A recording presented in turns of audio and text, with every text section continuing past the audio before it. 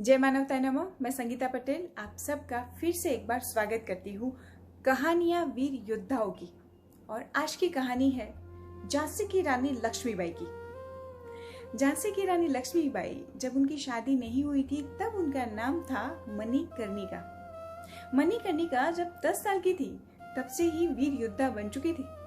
उनके गुरु श्री का नाम था श्री तात्या टोपे।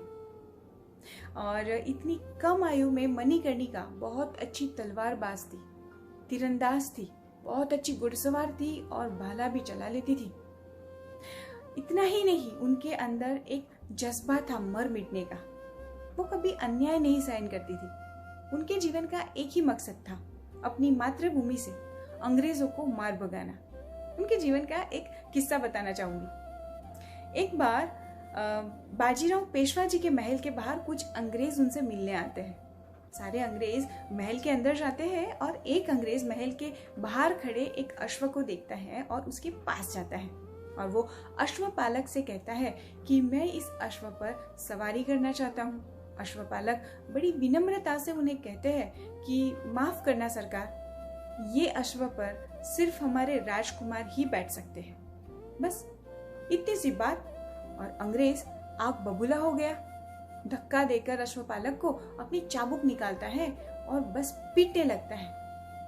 इतने में मणिकर्णिका आ जाती है और चाबुक को पकड़ लेती है, छीन लेती है उस अंग्रेज से और उसी की चाबुक से उस अंग्रेज को इतना मारती है कि पूछो मत। सब लोग खुश हो जाते हैं। और ये बात जब बाजीराव पेशवा जी को पता चलती है तो वो मन ही मन मुस्कुराते हैं और सोचते हैं जो काम हम नहीं कर सके वो एक छोटी सी बच्ची ने कर दिखाया। ऐसी थी मणिकर्णिका। एक और किस्सा बताती हूँ। वो बहुत अच्छी तीरंदाज थी और उसके साथ साथ वो तीर भी बना लेती थी। ऐसे वैसे तीर नहीं, विस्फोटक तीर। और विस्फोट भी कैसा, तोप के जैसा। हाँ, और ये बात जब अंग्रेजों को पता चलती है तो वो डर जाते हैं, हक्के बक्के रह जाते हैं। वो कहते हैं इतनी छोटी सी बच्ची ऐसे तीर बनाती है, हमसे डरती भी नहीं है। इसका कुछ करना पड़ेगा। अगर ये अभी ऐसी है तो बड़ी होके क्या करेगी, और अगर सारी लड़कियां उसके जैसी हो गई तो फिर हमें भारत छोड़ के भागने के लिए जगह भी नहीं मिलेगी। और फिर वो डर के मारे एक षड्यंत्र बनाते हैं और मणिकर्णिका को धोखे से गिरफ्तार कर लेते हैं और अपनी जेल में लेके जाते हैं। वहां पर वो उसे मारते नहीं है, किंतु उसके अंदर जो जज्बा था उसे उनको मिटाना था। इसलिए मणिकर्णिका के सामने वहाँ जितने भी कैदी थे उनके ऊपर वो बहुत यातनाएं करते हैं। जैसे कि कुछ कैदी के नाखून निकाल लेते हैं, कुछ कैदियों के ऊपर वो गरम तेल डालते हैं, किसी के हाथ पैर पे कील ठोकते हैं, किसी की आंखें फोड़ देते हैं और बहुत कुछ। ये सब देखकर मणिकर्णिका डरती नहीं है, ना ही उसका हौसला कम होता है, बल्कि उसके अंदर जो चिंगारी थी नफरत की वो अब शोला बन जाती है और भड़क जाती है। वो बहुत चतुर थी।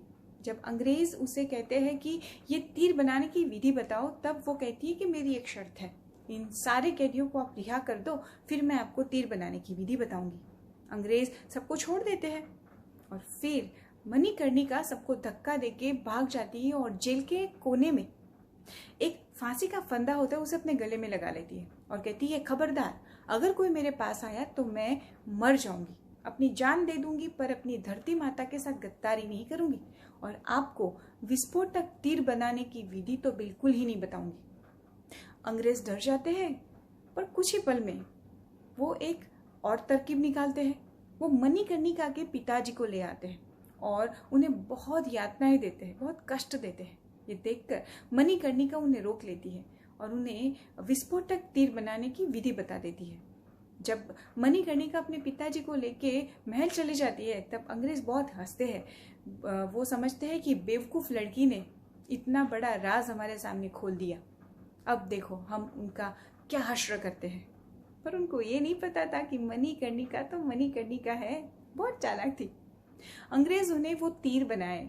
जब उन्होंने वो विस्फोटक तीर फोड़े तो उसमें से तोप का गोला नहीं फूटा, एक पटाखा फूटा और फिर अंग्रेजों का मुंह देखने जैसा था। ऐसी थी मणिकर्णिका। कोई कुछ भी कर ले, बस वो टूटती नहीं थी, अपने दिमाग को हमेशा ठंडा रखती थी। और उनके जीवन का जो उद्देश्य था वो एक ही था कि इन अंग्रेजों को हराना है, मारकर अपनी मातृभूमि से भगाना है। ऐसा होता है बचपन, ये होता है बचपन, ये होती है जिंदगी। हम देखें आज का बचपन, अभी 10 साल की आयु में बच्चे क्या करते हैं? मोबाइल पे गेम खेलते हैं, टीवी देखते हैं, दोस्तों से गपशप करते हैं, टाइम पास करते हैं। कोई गोल होता है? उनको तो ये भी नहीं पता कि उनको जीवन में क्या करना है। सब लोग बोलते जाते हैं, वो करते जाते हैं, सिर्फ टाइम पास। चलेगा? नहीं ना। जीवन के अंदर जो भी उद्देश्य हो, सबसे पहला उद्देश्य होना चाहिए देशभक्ति। दोस्तों, अभी से ये सोचो और अपने अंदर देशभक्ति को जगाओ। देशभक्ति नहीं है तो जीवन में कुछ भी बन जाओ, कुछ भी कर लो, इसका कोई मतलब नहीं है। टाइम बहुत ही कीमती है, उससे पास मत करो, उसको यूज करो, यूटिलाइज करो। अपना जीवन सक्सेसफुल कब बनेगा? जब हम अपने जीवन के अंदर की एक एक मिनट को अपनी समझ के साथ खर्च करें। आशा रखती हूँ कि आप सबको हमारी कहानी पसंद आई होगी। ऐसी ही दूसरी कहानी के साथ आपके सामने प्रस्तुत होंगी। तब तक के लिए आपसे इजाज़त चाहूँगी, जाकर फिर वापस आने के लिए। Thank you so much. धन्यवाद। जय मानवताय नमः।